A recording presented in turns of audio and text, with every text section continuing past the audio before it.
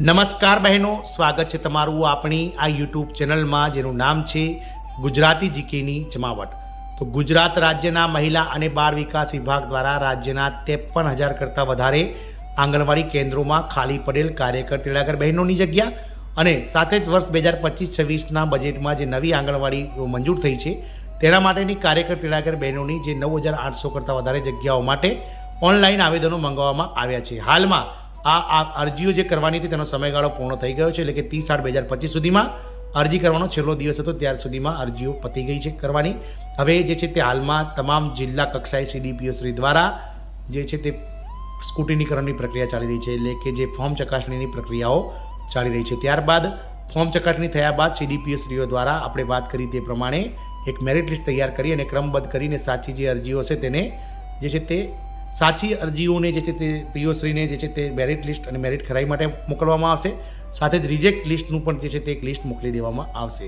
તો આજના વિડીયોમાં આ જે ફોર્મ ભરનાર બહેનો છે તેમના માટે ખૂબ જ ઉપયોગી માહિતી આપણે વિડીયોમાં મૂકવા જઈ રહ્યા છીએ કે બહેનોએ રિજેક્ટ લિસ્ટ અને મેરિટ લિસ્ટ કઈ રીતે જોવું ઓનલાઈન, અને સાથે જ તમારી અરજી સ્વીકારાઈ છે કે નહીં, તમે મેરિટમાં પસંદ પામ્યા છો કે નહીં, તેને લઈ અને તમારે કઈ રીતે જોવાનું છે તે લઈ અને વિડીયોમાં આપણે વિગતવાર ચર્ચા કરીએ। સાથે એ પણ જાણીએ કે મેરિટ લિસ્ટ કઈ તારીખ સુધીમાં બહાર આવશે અને મેરિટ લિસ્ટ આવ્યા બાદ તમે જે છે તે અપીલ કઈ રીતે કરશો, તમામ માહિતી સાથે આજના વિડીયોમાં ઉપલબ્ધ છીએ। તો વિડીયોના અંત સુધી આ બન્યા રહો। જો ચેનલમાં પહેલી વાર વિડીયો જોતા હોય તો અમારી ચેનલને તમે લાઇક, શેર અને સબસ્ક્રાઇબ કરી બાજુમાં રહેલું બેલ આઇકોન દબાવીને ઓલ નોટિફિકેશન ઓન કરી લેશો, જેથી કરીને ચેનલ પર મૂકવામાં આવતા આવા આંગણવાડી ભરતીના સમાચારો તમને સરળતાથી ચેનલના માધ્યમથી ઉપલબ્ધ થઈ જાય।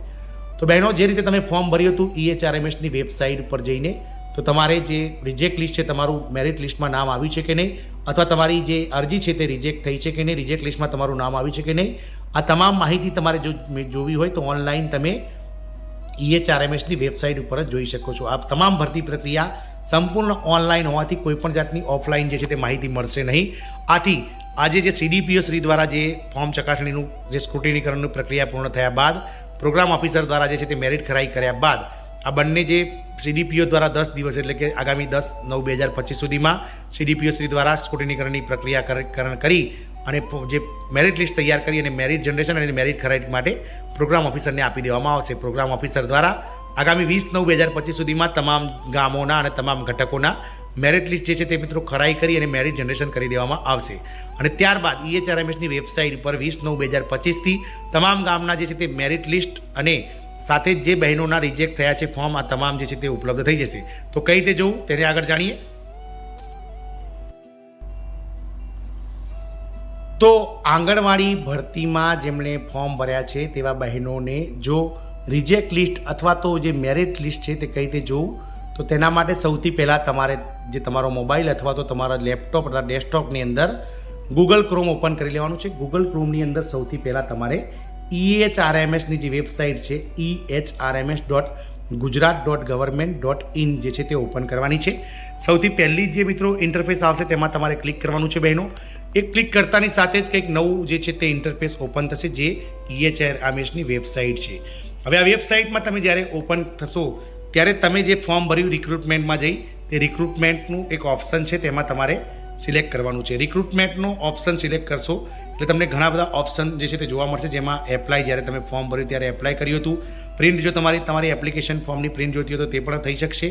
હવે એડિટ એપ્લિકેશનનો ઓપ્શન જે છે તે ઓપન થશે નહીં, કારણ કે બંધ થઈ ગયા છે ફોર્મ ભરવાનું। ત્યારબાદ જે અલગ અલગ જે યોજનાઓ છે જે ICDSની તેનો વિડીયો તમને મળશે। સૌથી નીચે તમે જોશો તો મેરિટ અને રિજેક્ટ લિસ્ટ કરીને એક જે ઓપ્શન છે, તો મેરિટ અને રિજેક્ટ લિસ્ટ પર તમારે ક્લિક કરવાનું છે।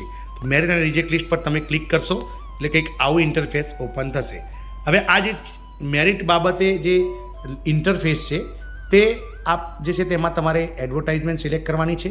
ત્યારબાદ જ્યારે મેરિટ આવી જશે એટલે કે 20/9/2025 બાદ આ ઇન્ટરફેસ ઓપન થશે, તેમાં તમારે જે છે તે આપનું જે એપ્લિકેશન નંબર છે તે કઈ પોસ્ટ માટે તમે એપ્લાય કરી છે તે સર્ચ કરવાનું છે। સર્ચ કરશો એટલે તમારી જે એપ્લિકેશન છે તે રિજેક્ટ કેમ થઈ છે તો રિજેક્ટનું જે છે રીઝન તે બતાવી દેવામાં આવશે, અને સાથે જ તમારું મેરિટ લિસ્ટ, જો તમે મેરિટમાં આવ્યા હશો તો મેરિટ લિસ્ટ પણ આ જ બાબતે આ રીતે જ બતાવવામાં આવશે। તો EHRMSની વેબસાઇટ પર જઈ અને તમારે મેરિટ જે છે તે મિત્રો બહેનો જે છે તે જોવાનું રહેશે। તો જ્યારે 20/9/2025માં જ્યારે અત્યારે હાલ CDPO શ્રી દ્વારા જે છે તે સ્ક્રુટિનીકરણનું પ્રક્રિયા ચાલી રહી છે, એટલે કે જે ફોર્મ ચકાસણીનું કામ ચાલી રહ્યું છે. ફોર્મ ચકાસણી પૂર્ણ થયા બાદ જગ્યા સામે તમામ જે બહેનો જેટલા ફોર્મ ભરાયા છે તેમને ક્રમબદ્ધ કરવામાં આવશે અને મેરિટ લિસ્ટમાં જે છે તે ક્રમબદ્ધ કરી અને મેરિટ લિસ્ટ તૈયાર કરી અને પ્રોગ્રામ ઓફિસરને જે છે તે મેરિટ લિસ્ટ આપી દેવામાં આવશે. પ્રોગ્રામ ઓફિસર પીઓ શ્રી દ્વારા જે છે તે મેરિટ જનરેશન અને મેરિટ ખરાઈ કર્યા બાદ 20/9/2025 સુધીમાં જે છે તે મેરિટ લિસ્ટ બહાર આવી જશે.